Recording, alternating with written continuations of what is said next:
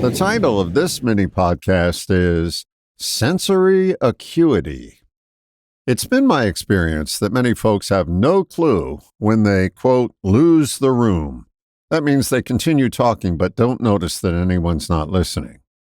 Successful comedians, successful teachers have developed their sensory acuity to the point that they immediately can tell when they've gone off course, and that sensation leads them back to a workable path.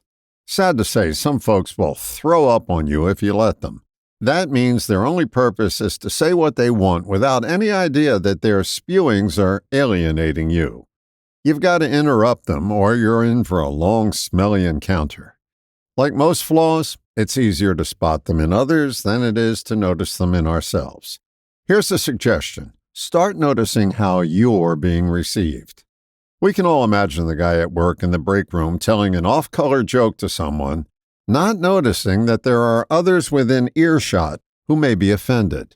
But we can begin to notice that lack of sensory acuity in ourselves. The key is to pay attention while you're speaking. Start noticing others' reactions in real time. Also, pay attention when someone is speaking to you rather than going inside your head and planning what you're going to say next.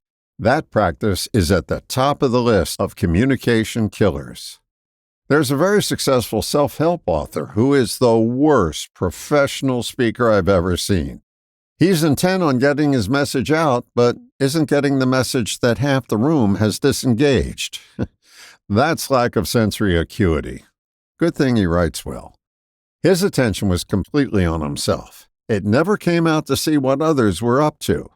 I'm genuinely surprised that he didn't trip on his way to the podium. Just giving a bit more attention to how you're being received will give your message a greater chance of getting through, and not have people mentally check out on you. All the best, John.